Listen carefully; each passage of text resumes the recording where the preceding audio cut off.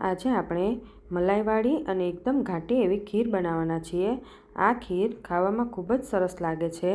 તો ચાલો કેવી રીતે બનાવવી એ જોઈ લઈએ।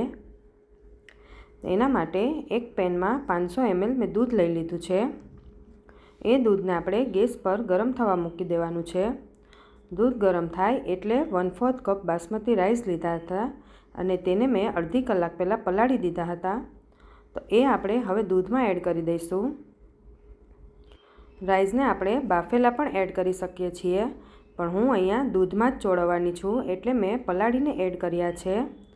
હવે આપણે તેને સ્લો ફ્લેમ પર સારી રીતે ચડવા દેવાના છે। હવે થોડા રાઈસ ચડી જાય એટલે આપણે તેમાં સાકર નાખવાની છે। અડધો કપ મેં સાકર લીધી છે, તમે અહીંયા ખાંડ પણ લઈ શકો છો।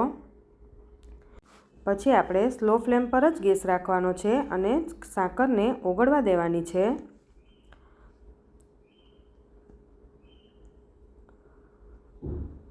સાકર બધી ઓગળી જાય પછી આપણે તેમાં 2 ચમચી દૂધની મલાઈ એડ કરવાના છીએ। તમારે દૂધની મલાઈ એડ ન કરવી હોય તો તમે મિલ્ક પાવડર પણ એડ કરી શકો છો। હવે આપણે મલાઈને ઓગળવા દેવાની છે।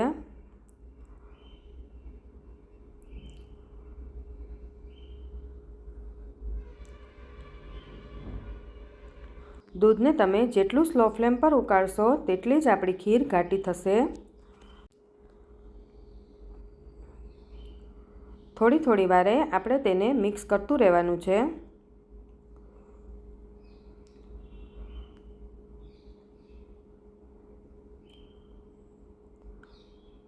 પછી આપણે રાઈસને જોઈ લેવાનું કે રાઈસ આપણા ચડી ગયા છે કે નહીં। તો રાઈસ આપણા ચડી ગયા છે, એટલો મતલબ ખીર આપણી થઈ ગઈ છે। તો હવે આપણે તેમાં કાજુ બદામ એડ કરી દઈએ।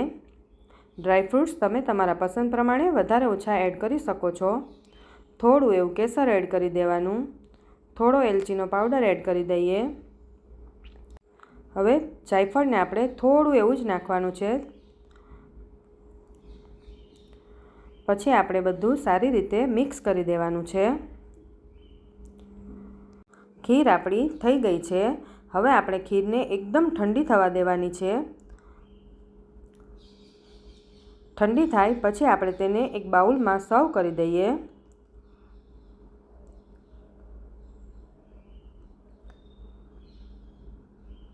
ઉપરથી થોડા કાજુ બદામ અને થોડું કેસર એડ કરી દેવાનું।